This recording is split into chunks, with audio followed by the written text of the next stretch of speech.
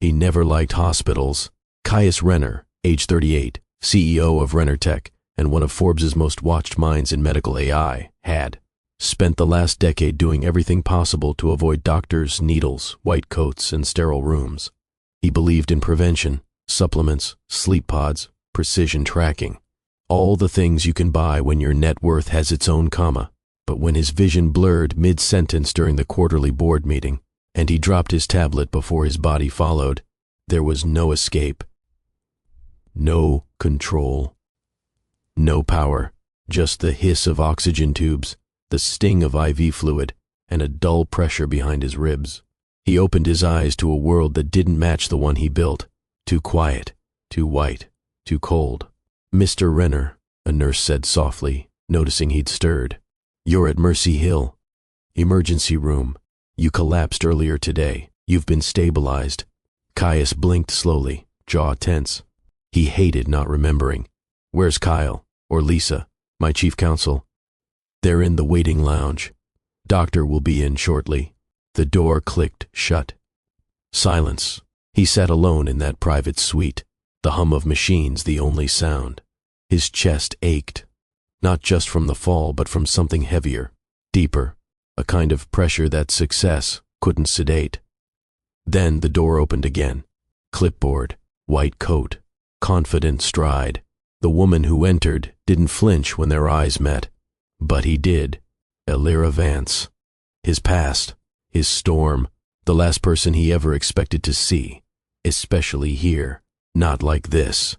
Before we go further, if this kind of storytelling pulls you in, I'd be honored if you hit the subscribe button, like, comment, and share too. It helps more people find the story. His mouth parted, but no words came. 6 years. Since she left. Since she said, "You'll choose your empire over love. But one day, love will remind you what it cost." She hadn't aged a day. But something in her eyes had changed. Not anger, not sadness, distance, like he was just another case on her chart. Her name tag read, Dr. E. Vance, Internal Medicine. As if the world hadn't changed.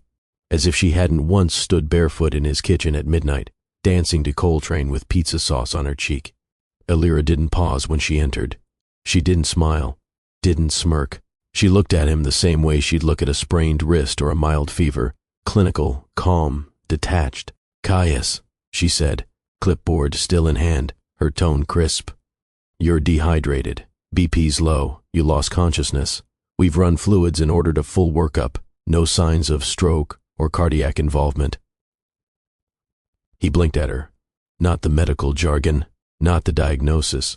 Her voice was the same, but stripped of all softness. "You're a doctor?" he managed, throat raw. She didn't look up from her notes. That's usually what the lab coat means. He almost laughed. Almost.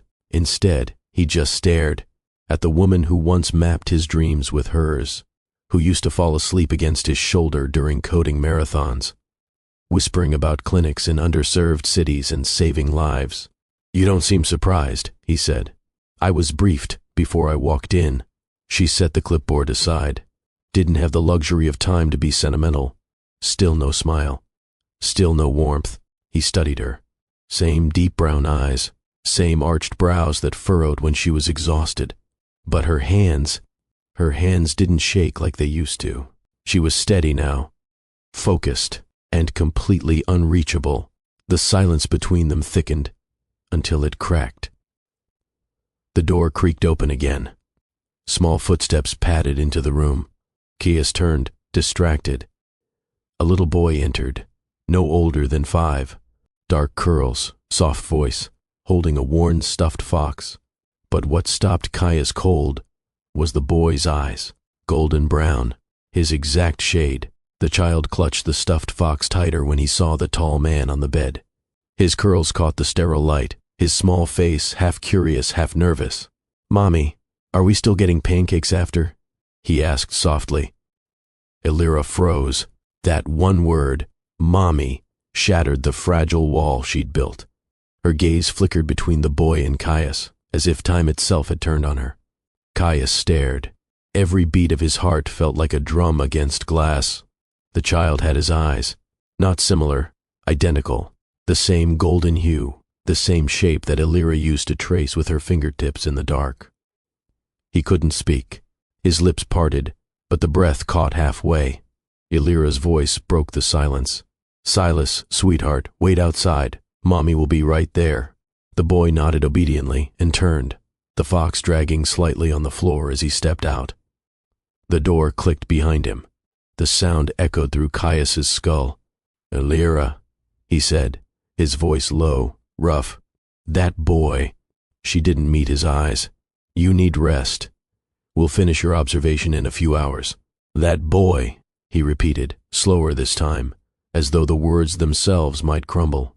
"He has my eyes." Finally, she looked up. The mask cracked, just enough. There it was, a flash of guilt, pain, and something he couldn't name. For the first time since she walked in, she looked human again. "Caius, don't," she whispered. He leaned forward despite the foretug. "Illyra, tell me the truth." But she turned away, pressing the clipboard to her chest. "I can't," she said. The truth was standing in the hallway, humming softly to his fox. And Caius knew, without a test, without a doubt, he was a father. Caius sat back against the bed, chest tight, though not from the episode that brought him here. This ache was older, deeper. It had lived in him for years in silence. Now it had a name, a face, tiny hands and familiar eyes. He couldn't move, couldn't breathe the same way. His mind reeled, dragging up timelines, half-formed suspicions, missed birthdays, that one, moment 6 years ago. Illyra's last glance as she walked away, eyes glassy, lips trembling. He hadn't followed. He hadn't asked why. Now he knew. "I would have been there," he said, voice low. Illyra still didn't turn. "You wouldn't have shown up," she replied. "Not then." He wanted to deny it, to argue, but her voice held no anger, just certainty. He was too late for the beginning. That much was clear. But what about now? Caius looked at the door, as if the boy, Silas, might walk in again, as if he'd dreamed it all, and the truth hadn't just wrecked everything he thought he knew. "Illyra," he said again, softer this time, "you should have told me."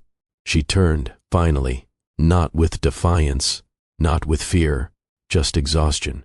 The kind that comes from years of carrying truth alone.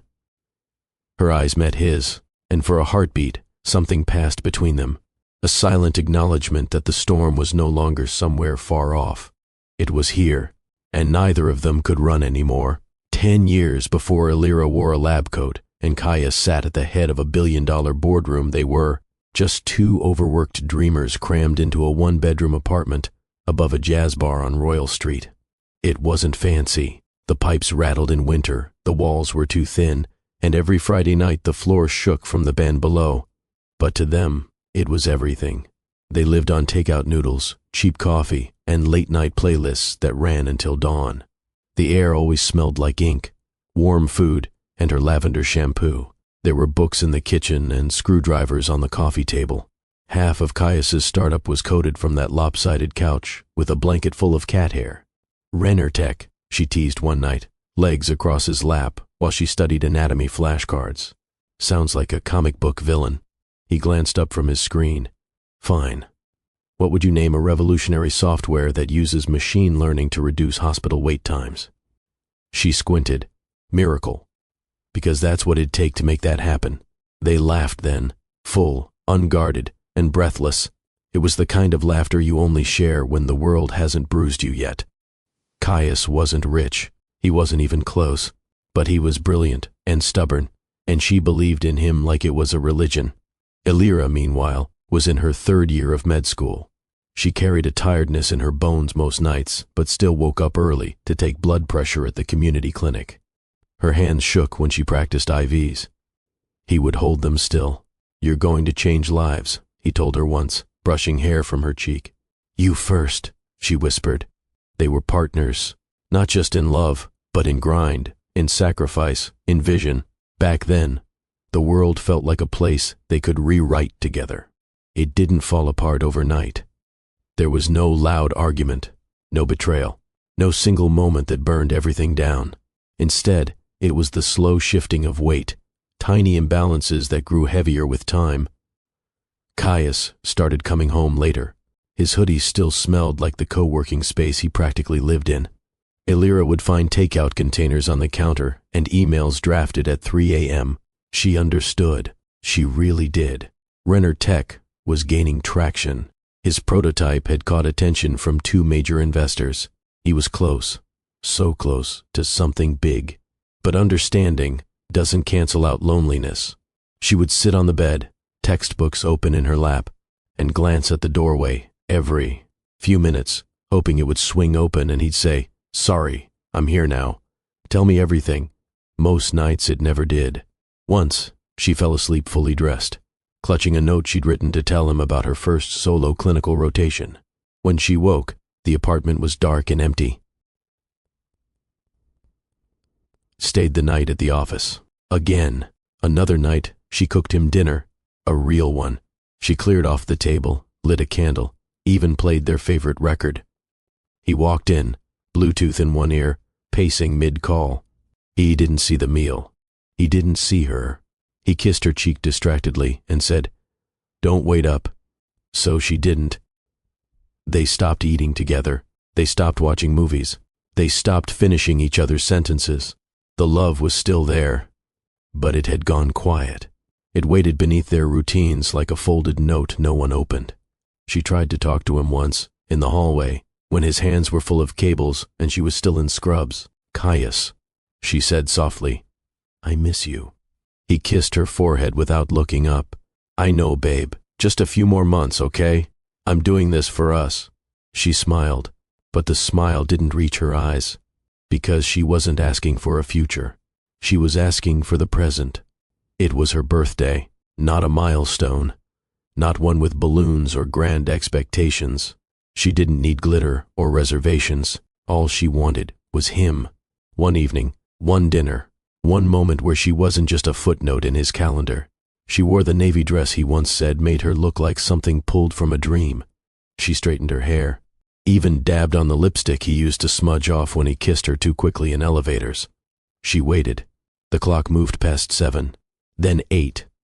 By 9, her phone buzzed. "Can't make it tonight." Investor meeting ran over. Big pitch. Tomorrow. Wish me luck. Rain check? There was no call. No mention of the date. No happy birthday. She stood in front of the mirror for a long time after reading that message. Not crying. Not angry.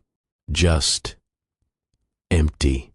The kind of empty that only comes from trying too hard for too long. She sat on the edge of the bed, candles still flickering on the cake. She bought herself and whispered, "He doesn't even see me anymore." She reached for her old leather journal, the one she hadn't touched in months. Inside, she wrote something down. Not for him, for herself.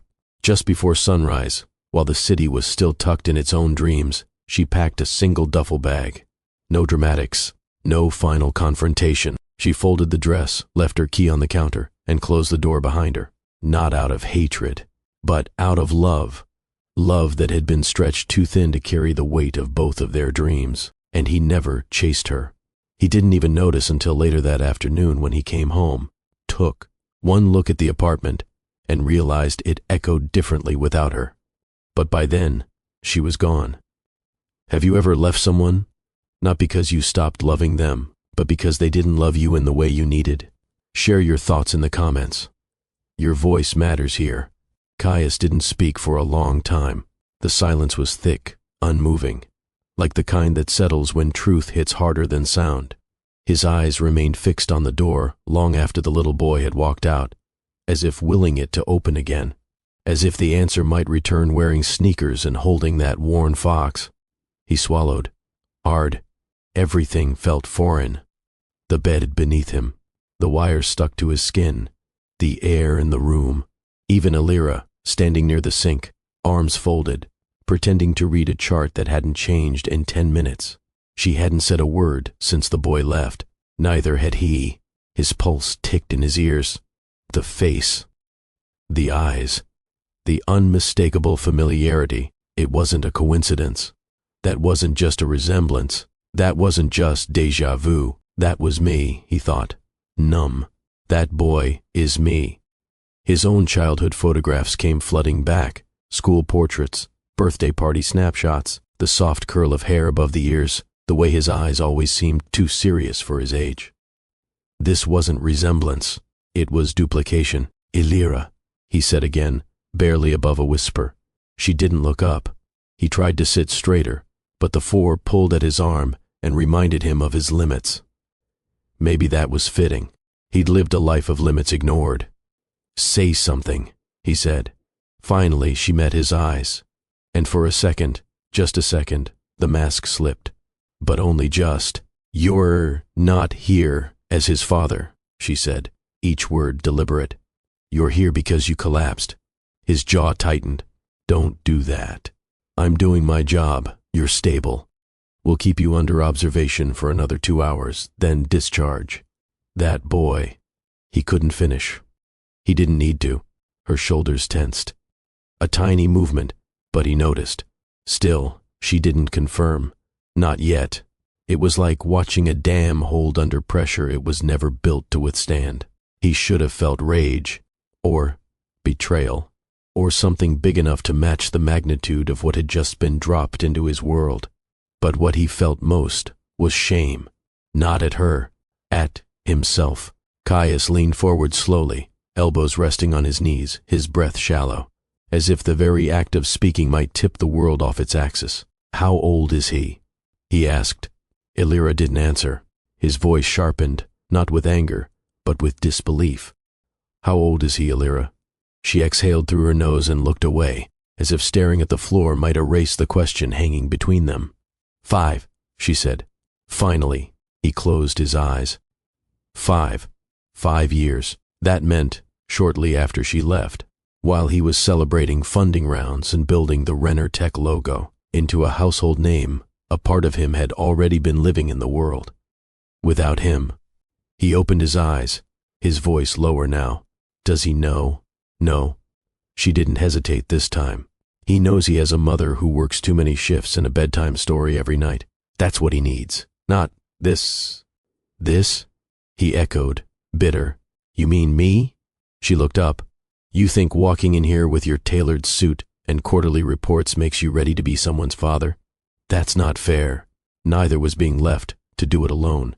There it was, not shouted, not screamed, just laid bare. He felt it hit, the accusation he hadn't even realized he'd earned, not by malice, but by neglect. He hadn't called, not once. He assumed she left because she couldn't take the pressure, because she didn't believe in the long game. He never considered that she left carrying more than disappointment. He looked back at the door, toward the hallway, where the boy, his boy, had disappeared. What's his name? He asked. Her lips parted, reluctantly. Silas. Silas. It echoed through him like an unanswered prayer. He mouthed the name silently, as if holding it on his tongue might make it real. A part of him wanted to scream. Another part wanted to walk out and never look back. But the part that mattered most, the part that had waited silently through years of boardrooms and sleepless launches, only wanted one thing: to know his son. Elira didn't speak for a long time. She stood by the sink, arms folded so tightly it looked like she was holding herself together with nothing but will. Caius stared at the linoleum floor, where a small pair of sneakers had just stood minutes ago. There should have been a manual for this, a warning, a moment to prepare. Instead, he'd walked into the past wearing a hospital gown and left carrying a future he never knew existed. Why didn't you tell me? He asked quietly. Elira blinked once. Because I knew what you'd say. You don't know that. I do, she said, turning to face him. You would have done what you always did, made it logical, cold. You'd offer to pay for everything, set up accounts, maybe assign someone from your legal team. You would have said the right things but felt nothing underneath. That's not true, isn't it? She asked. He looked away. I wasn't going to compete with an empire, she continued. Not for space in your life, not for scraps of your time. I would have figured it out. No, Caius, she said. You wouldn't have. He rubbed a hand over his face, a quiet, frustrated motion. Not at her, but at the man he'd been.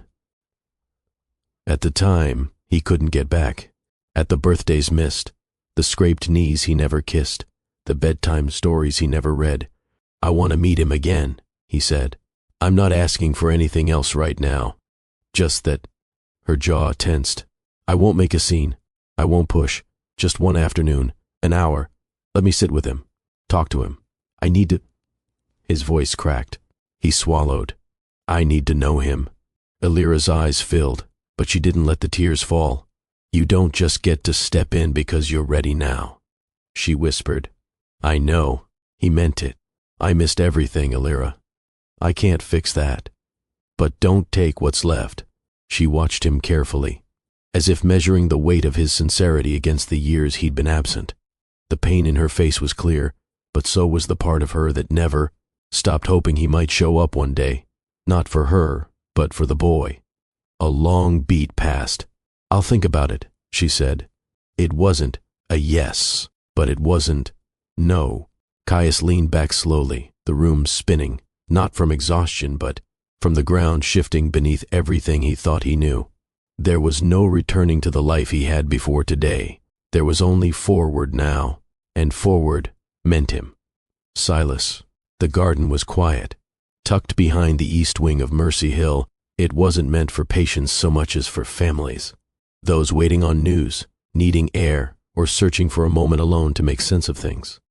It wasn't large, just a few benches, some hedges, and a short path of uneven stones. Caius sat on the far end, sleeves rolled up, the hospital bracelet still tight around his wrist. The late afternoon sun was low behind him, casting long shadows across the sidewalk. He heard her footsteps before he saw her. Precise, unhurried. She didn't sit right away, just stood there, arms crossed, waiting for him to speak first. He didn't, so she did. You shouldn't be out here yet. I'm fine. You're not cleared for discharge. He turned slightly toward her, eyes tired. Sit down, Elira. A pause. She sat. The silence between them was louder out here than it had been inside. Out here, nothing buzzed. Nothing beeped. There were no white coats or metal doors. Just the truth. Pressing, heavy, and finally unavoidable. He didn't look at her when he asked. He stared straight ahead, like the words were too sharp to deliver face to face. He's mine, isn't he? She didn't answer right away. Her fingers traced the edge of the bench, slow, deliberate. Yes, she said. That one word sat between them like a fault line. Caius exhaled slowly, as if he'd been holding his breath for 5 years. He turned toward her then, really looked at her. Why? He asked. Why didn't you tell me? Elira's jaw tightened. She opened her mouth, closed it again. When she finally spoke, her voice was low, careful. Because I wasn't going to be another voice you silenced with a well-written apology and a promise to do better next quarter. That hit. He didn't argue. Because she wasn't wrong. Elira didn't raise her voice. She didn't need to. 2 weeks, she said. That's how long after I left before I knew. Caius turned toward her, brows pulled low. I sat in the bathroom at a friend's apartment, holding a test I couldn't afford, she continued. It was the cheapest one at the corner store. The line came up almost immediately. She laughed once, not from humor, but disbelief at the memory. I didn't cry. I didn't even panic. I just sat there, still in that same dress from the night before, the one you never saw. He looked down. She went on. My first thought was, he can't know. Not because I wanted to punish you. Not because I hated you, but because I knew what would happen. Caius said nothing. You would have flown me to a specialist, she said. You would have set up a system, sent gifts, drafted contracts, tried to manage it like a brand problem. His face tightened. You think I wouldn't have wanted him?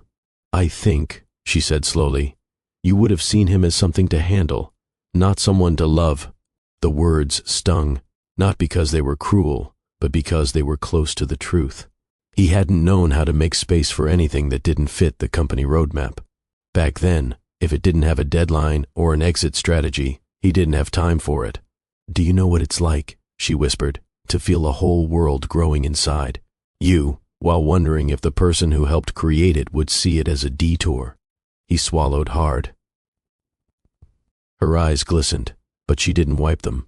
I used to lie awake at night with my hand on my stomach, trying to imagine what kind of man you'd be if I told you. I always came back to the same silence I left behind. Caius pressed his palms together, leaning forward, his elbows on his knees. I deserved that, he murmured. I wasn't trying to hurt you, she said. I was trying to protect him. The garden stayed quiet, save for the soft rustle of branches overhead.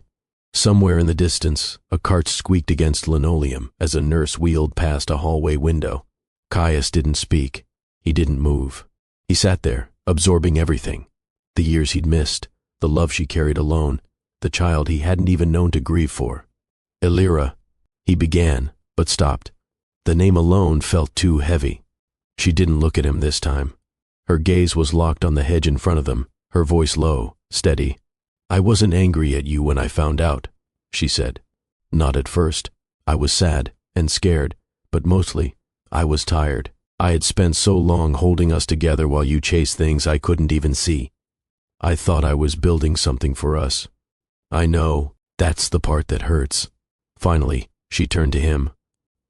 Her expression wasn't cold now. It was tired in a different way, softer. Do you know what it's like, she asked, to fall asleep every night hoping someone will remember you exist in their world and wake up every morning knowing they didn't? His answer was a breath, barely audible. I do now. The silence wasn't cruel anymore. It was human. She glanced toward the hospital entrance. He's everything. He's wild and funny and stubborn as hell. So, like me. A small smile tugged at the corner of her mouth. She didn't deny it. He shifted, careful not to overwhelm the moment. Can I ask you something? She nodded once. Did you ever miss me? Elira looked away. Every day, she said. His chest tightened. But missing you wasn't the same as needing you back, she added. The distinction hit harder than anything she'd said so far. And still, it didn't close the door. They sat in silence again, this time not as adversaries, but as two people standing in the middle of a life they never planned for. A shared heartbreak, a shared child, a history too deep to erase, and a future too fragile to name just yet. I'm not here to take anything from you, he said quietly. I just want to know the boy I helped bring into this world. She didn't respond, not with words, but after a long moment, she unfolded her arms. And that was enough for now. Caius didn't come with lawyers. He didn't come with offers, contracts, or handshakes. He just showed up. It started the day after the garden conversation. He waited in the hospital cafe with a paper bag of mini muffins and a newspaper he didn't read. He didn't ask to see Silas. He didn't push.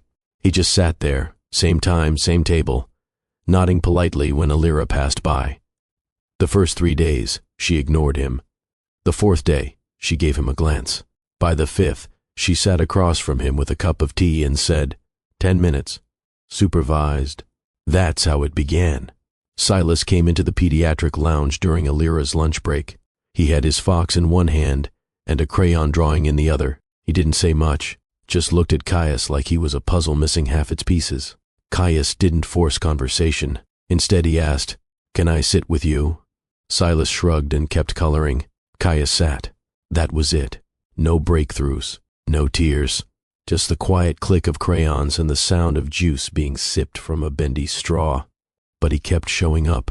Each day, a little more time, a little more trust. One afternoon, Silas pointed at Caius's tie and said, You wear that to fight bad guys? Caius smiled. Only the ones in meetings. Silas giggled. Elira watched from the hallway, arms folded, expression unreadable, but her eyes followed every movement.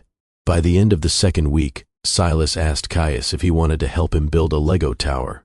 I'm trying to make it so tall it touches the ceiling, Silas said proudly. Think we'll need reinforcements? Always. They worked side by side, Caius fumbling with pieces while Silas made sound effects and told him what color went where. They didn't talk about family, or fatherhood, or the time that had been lost. They talked about foxes and juice and which Lego bricks were the strongest. And somehow, that was enough. Now, it was Elira who suggested the botanical garden. She phrased it like an afterthought. "There's a family pass behind the nurse's desk," she said, eyes still on her chart. "Silas likes the koi pond." Caius nodded, didn't ask questions, just showed up at the garden gates the next morning with a box of blueberry muffins and a small packet of fish food. Silas ran ahead, his stuffed fox bouncing at his side like a loyal companion. Caius followed slowly, watching the boy crouch beside the pond, whispering names to the fish as if they were old friends. "That one's Button," Silas said, pointing to a gold one. "And that one with the black spot is Captain Toast." "Solid names," Caius replied. "Very distinguished." Silas grinned. They wandered for over an hour. No screens, no distractions, just lily pads, crooked stepping stones, and a boy who knew the name of every plant that grew near the playground fence. Caius didn't bring up Elira. He didn't press for the past. He just listened to the stories, the jokes, the random facts about frogs Silas insisted were absolutely true. Later that week, they went out for pancakes, Silas's favorite. Elira met them there but sat a few tables away, close enough to watch, far enough to let it feel like their time. Caius poured syrup clumsily, missed the edge of the plate.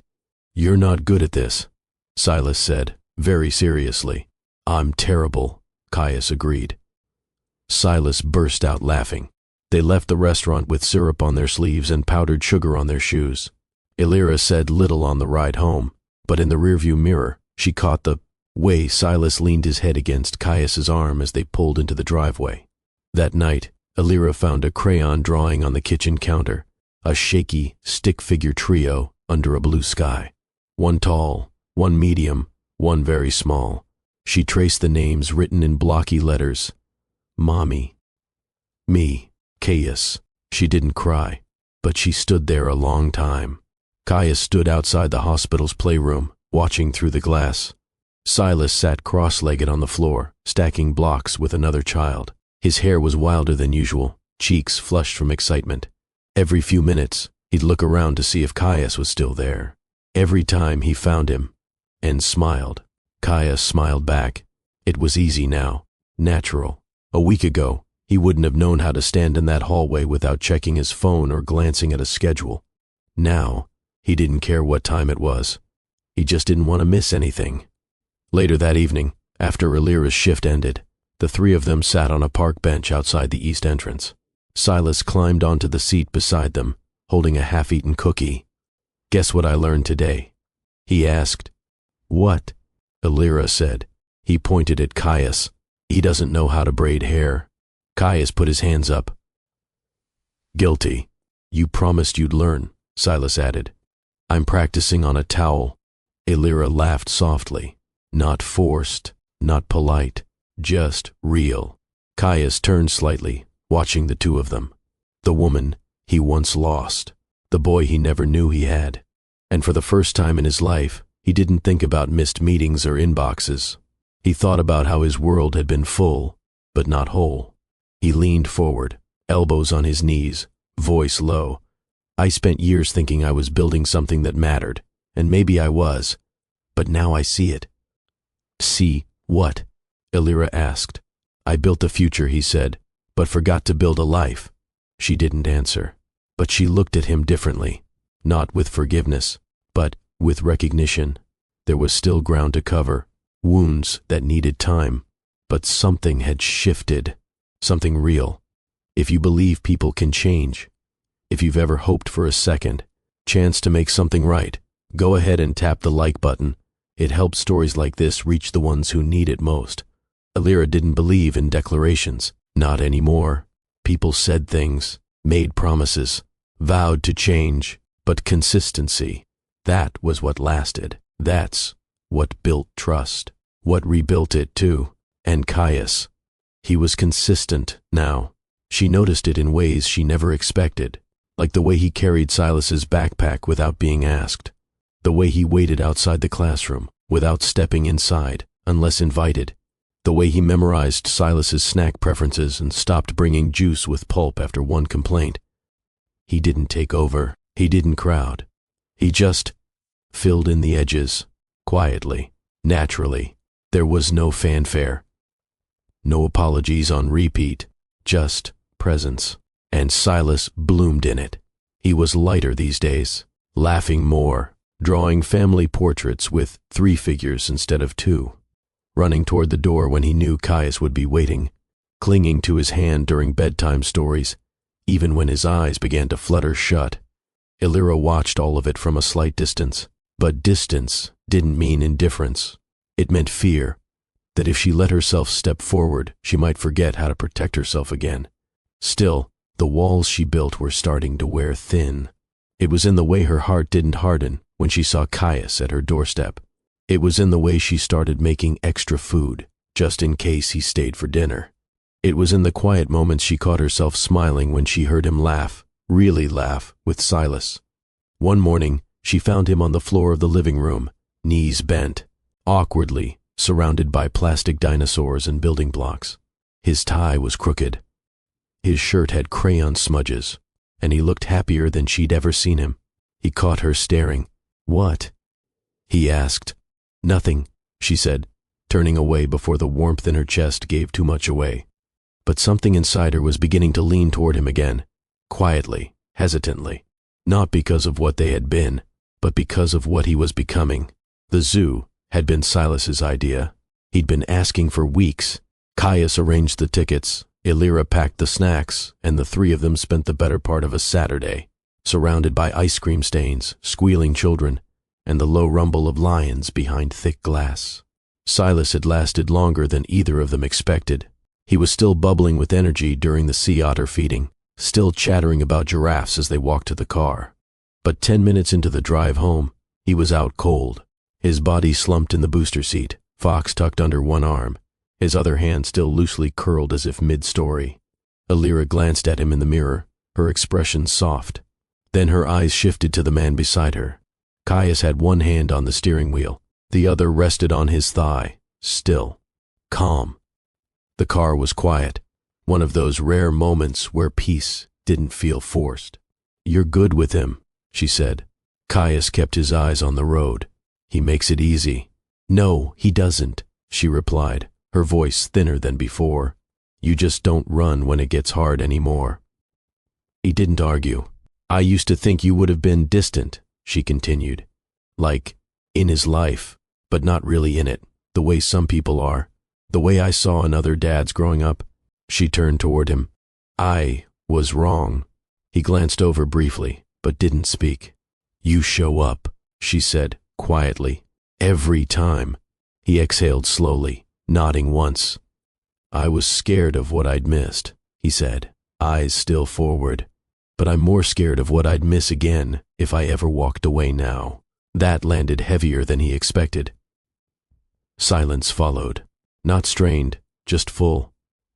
They pulled into her driveway. The street was quiet, evening settling. Caius turned the engine off but didn't move to unbuckle. She didn't either.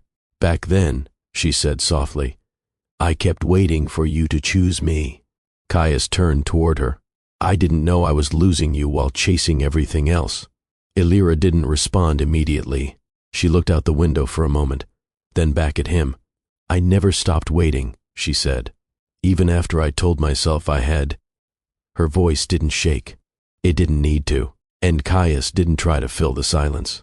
Instead, he reached across the console, not to touch her, but just to be near, close enough to feel without pressing. Illyra didn't pull away. She didn't say anything either, but when she opened the car door, she hesitated, then turned back. "Come in," she said. No ceremony, no long pause. Just an invitation. Quiet, honest, earned. The house was dim and quiet. Silas was already half asleep in Caius's arms, the boy's head resting against his shoulder, his breath slow and even. Illyra unlocked the front door, stepped inside, and flipped on a hallway light. Soft glow, familiar scent, shoes left near the entryway. She didn't have to say anything. Caius followed her in without hesitation, carrying Silas through the living room. He placed him gently on the bed, removed his shoes, tucked the fox under his arm. Elira adjusted the blanket. Their hands brushed briefly in the dark. Neither spoke. They stepped out of the room, leaving the doors slightly ajar. Silas didn't stir. Back in the living room, Elira folded a blanket over the couch without asking if he planned to stay. She just did it. Some part of her already knew he would. Caius loosened his collar and sat down, elbows resting on his knees, fingers laced. Elira sat beside him. Not too close, not far, just near enough. I forgot how quiet this place can get, he said, voice low. She nodded. After he falls asleep, it always feels too big.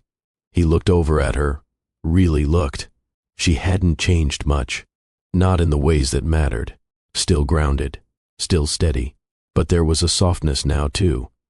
Earned, not inherited, the kind that grows in people who survive heartbreak and still choose to keep their hearts open. I missed you, he said. She didn't look away.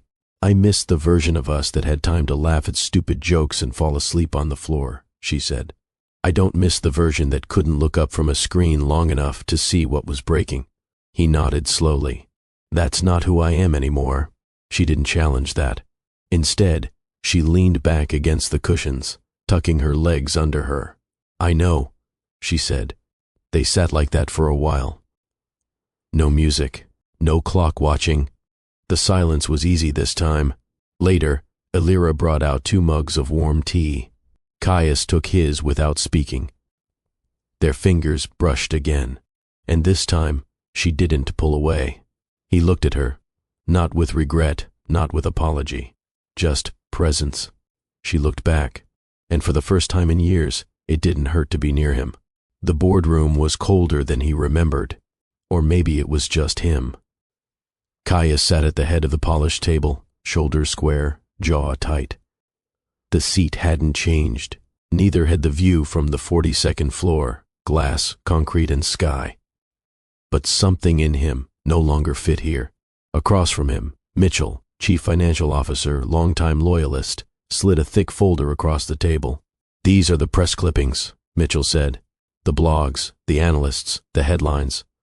They're asking questions. Caius didn't open the folder. To be blunt, added Caroline, head of investor relations, the market is watching you. Closely. He leaned back in the chair. Let them. You've missed 2 panels. You're late on Q4 projections. You've turned down 5 speaking invites, including Stanford's keynote. She paused. You haven't posted on your company page in weeks. He nodded once. All true. You used to set trends. Now you're hard to reach. He tapped a finger slowly on the armrest. Caroline continued. We've had informal talks with Centec about a potential merge. They're asking if you're still committed. Mitchell shifted. Caius, if this is burnout, we get it. But if you're stepping away from the table, we need clarity, stability. Silence stretched. He knew this language. He helped write it. They weren't asking. They were warning him. For years, Caius had been the face of progress, of strategy, of control. He knew how to move markets with a sentence, how to spin disruption into vision. That man could still walk into this room, turn everything around, and reclaim the narrative. But that man didn't exist anymore, not fully. Caius straightened in his chair. Set the meetings, he said. Let's talk options. The room relaxed slightly, but deep down, he knew he was already halfway out the door. He just hadn't said it yet. Thank you, Emmanuel. Here's the continuation of. The next few days were a blur of rooms with no windows and voices that moved like static. Emails flagged urgent, legal, counsel booked back to back, and board members circling like vultures with smiles too perfect to mean peace. He showed up, on time, in a suit. They relaxed, but something had changed in how he walked into those meetings. He wasn't hungry for control anymore. He was aware of it. Its shine, its grip. He remembered how it once made him feel powerful, unstoppable, like building the perfect company would finally earn him the life he wanted. Now, it all felt hollow. The data projections, the risk analyses, the valuation graphs, they were impressive, clean, forward-looking. They just didn't matter to him in the same way anymore. Late one evening, after a 10-hour session with his strategy team, Caius drove back to Alira's neighborhood. He didn't go inside. He just parked outside, engine off, windows down. Through the window, he saw silhouettes, Alira on the couch, Silas on the floor, building something, the soft flicker of the television in the background. No noise reached him, but he could feel it, the kind of quiet he'd spent years chasing in the wrong places. That night, he stayed in his car for almost an hour, letting the weight settle. He couldn't do both. He couldn't be the face of Renner Tech and be the man Silas needed. They required two different versions of him, two different hearts. The next morning, he walked into the boardroom 30 minutes early and asked for a private session. He didn't raise his voice. He didn't throw accusations. He didn't explain beyond what was necessary. He simply said, "I'm stepping down." The silence that followed was heavier than any investor report. "I'll stay to assist with the transition," he added. "But my time here, my leadership here, is finished." Mitchell tried to reason with him. Caroline threatened reputational damage. Others threw numbers and stock implications like lifelines, begging him to catch one. But Caius only smiled, the kind of smile that came from finally choosing peace over prestige. "You can't build everything," he said quietly. "Sometimes you have to choose what matters most." Walking away wasn't the end. Caius knew that. He wasn't interested in headlines, exit interviews, or damage control. He left Renner Tech with a quiet press release and a firm handshake. The company would go on. It had systems, structure, and successors. But the man who walked out that day was not the same one who built the empire. Caius didn't take a sabbatical. He didn't flee to a private island or hide behind vague promises of re-evaluation. He went home, back to Alira's driveway, where Silas met him at the car door, holding a popsicle and asking if they could go feed the koi again. That evening, after Silas went to sleep, Caius stood in the kitchen, palms flat on the counter. "I want to make something," he told Alira. "Not for show, for them." "Elaborate," she said. "Single parents, kids who don't get access to STEM education, mothers who had to choose between their dreams and their bills. I've got resources, connections. I want to put them somewhere that matters." Alira didn't interrupt, so he continued. "I want to open a foundation, one that teaches tech in underserved areas, not just for kids but for mothers too. Coding, software tools, future building stuff." "And the trust fund?" she asked, already knowing the answer. "Already opened," he said. "Silas has his future set, education, medical, even creative grants if he needs them." Alira blinked, quietly absorbing the weight of what he'd done, not to impress her, but because it was right. He wasn't performing. He was redefining, not just what it meant to be successful, but what it meant to stay present. Later that week, the hospital where Alira worked received an anonymous donation, enough to renovate a wing, expand pediatric care, and build a new garden near the east entrance. It came with a note, typed plainly, "For the ones who do the work quietly and love loudly." She knew it was him. No signature needed. Would you have walked away? From the title, the money, the name you spent your life building, just to be present for the people who matter? Let me know in the comments. And if this story moved you, subscribe for more like it. It happened on a Sunday. Silas had been digging through drawers looking for markers. He wanted to draw a spaceship with wings bigger than the house. Alira was folding laundry, distracted, half listening to his footsteps as he shuffled between rooms. Then he appeared in the hallway, small fingers holding a folded piece of paper, slightly yellowed at the edges. "Mommy, what's this?" She froze. From across the room, she knew what it was before she saw it. The handwriting, the envelope, creased, faded. She walked over and gently took it from his hands. "Did you read it?" she asked. He shook his head. "It didn't have pictures." She smiled faintly. "Go wash up. I'll bring you the good markers in a bit." He ran off. She stood in the hallway for a long moment, the letter warm in her hands. She hadn't touched it in years, hadn't even remembered which drawer she'd tucked it into. It was dated the week she left, still sealed, still unsent, still true. Later that evening, after Silas had fallen asleep, she sat at the kitchen table and stared at it again. Then she stood, walked down the hallway, and paused outside the guest room. Caius was inside, reading a book with his glasses sliding low on his nose. She knocked once, gently. He looked up. She held out the letter without speaking. He took it. She didn't explain, didn't tell him what was inside, just turned and walked away. Because some things don't need an introduction, they need space. He waited until the house was completely quiet. Then he opened it. The house was still.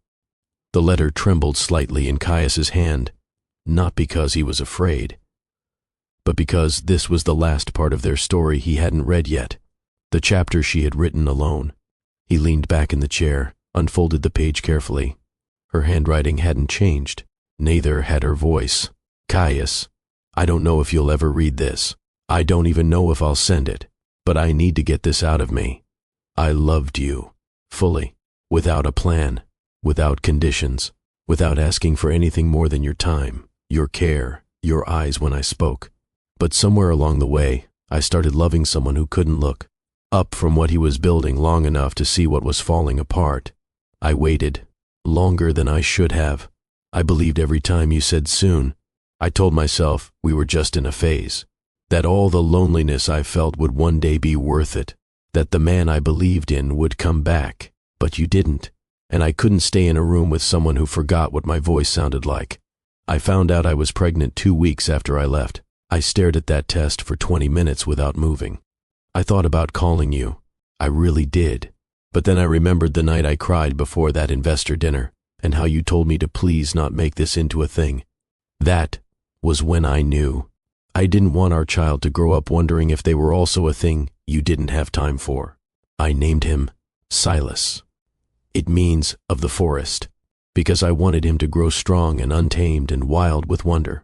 I wanted him to grow up knowing he didn't have to earn love by performing.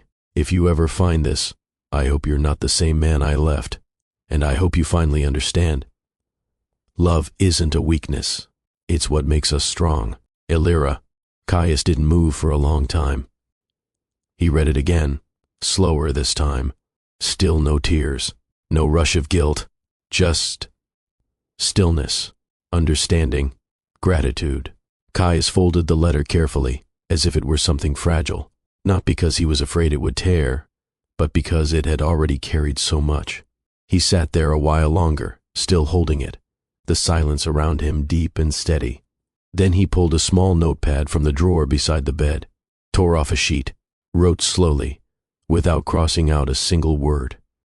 When he was done, he slipped his note inside the folded letter and walked down the hallway. The lights were dim. The house was quiet. He placed the letter on the kitchen counter, right where she always left her keys. The next morning, Elira found it while making coffee. She recognized the fold immediately, slid it open with slow fingers. His note was short, neat, unrushed. Now I know. Thank you. See, she didn't read it twice. She didn't need to. That night, after Silas had fallen asleep, they sat together on the porch. Neither mentioned the letter. They didn't need to. Caius reached down beside her hand. Didn't take it. Just rested his fingers near hers. Elira didn't speak. She didn't look over. She just reached over and gently curled her hand around his. A simple squeeze, nothing more. No promises, no resets, just a kind of truth they hadn't known how to carry before. That forgiveness isn't always loud.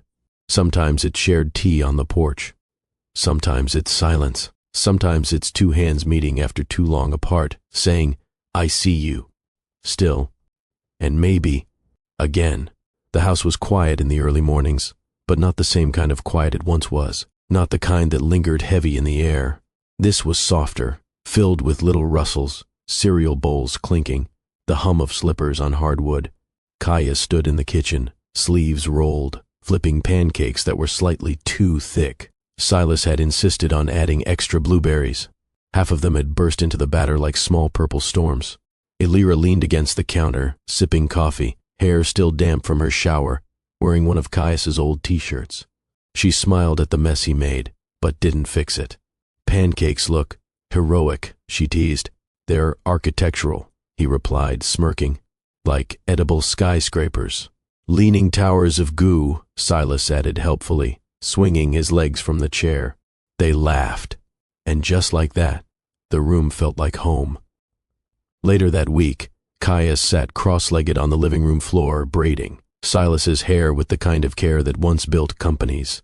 His fingers fumbled at first, too tight, then too loose. But Silas didn't complain. He just watched his father with patient, curious eyes. "You're getting better," Elira said from the doorway. "I'm learning from the best," he replied without looking up, nodding toward their son. There were no declarations, no fireworks, just soft mornings, sleepy giggles, mismatched socks, and burnt toast. And somehow, those things held more permanence than any boardroom ever had. They took long walks on Sundays, sometimes to the park, sometimes nowhere at all, just wandering as a trio, Silas in the middle, holding both their hands like he'd been doing it since forever. One evening, they found themselves on the rooftop again. Same skyline, same stars, but none of them were the same. Caius lay on his back, arms behind his head, Elira beside him, Silas between them, pointing up at the constellations.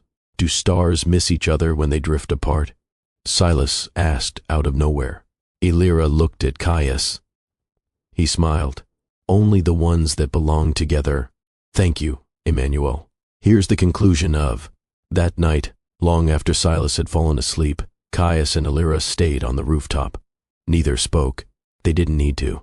The air was cooler now, soft against their skin. The lights of the city blinked below, but they didn't demand attention. Up here, there was no agenda, no performance, just breath, just being. Caius looked at the sky, the same way he used to when the world was still a wish. And he thought, not of stock prices or product launches, but of the way Silas giggled when he made his cereal talk, the way Elira snorted when something truly made her laugh, the way their kitchen smelled like home again, his voice, calm, low, full of reverence. All those years I thought I was building an empire, something that would matter, something people would remember, but it was never about the numbers or the name on the door. I was always building something.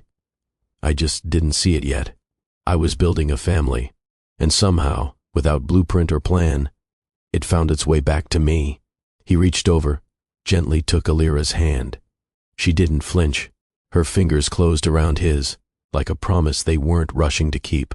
Just one they were finally ready to hold. Silas stirred inside the house, murmuring something in his sleep. Elira smiled at the sound. The stars were still overhead, unmoving, unmoved. But below them, something had shifted. Something was whole. If you know someone who still believes in love, in second chances, in building something worth coming home to, share this with them, because sometimes the truest stories aren't the ones we plan, they're the ones we find when we finally stop running.